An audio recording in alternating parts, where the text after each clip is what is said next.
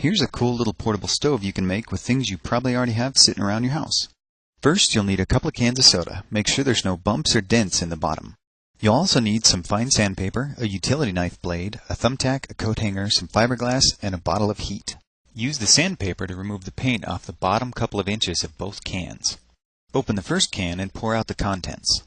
Using a book to hold the utility blade, carefully cut off the bottom inch of the first can, and then use the sandpaper to smooth out the sharp edge. Use the second can to stretch out the lip of the bottom half of your stove. Now just add some fiberglass and your bottom half is done. Make the top of your stove the exact same way. Before assembling the two pieces, you'll need to use the thumbtack to create a fill hole in the top half.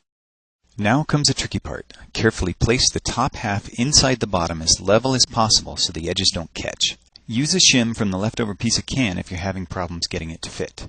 Once you have it lined up, squeeze it together as tightly as you can get it. Finally, use the thumbtack to create the fuel jets. Create a bunch of them evenly spaced around the top of your stove. If you don't already have a pot stand, you can quickly make one with the wire hanger. Just be sure to sand off the outer coating first. Now it's time to test it out. Slowly pour the heat into the stove, giving it time to drain through the fill hole.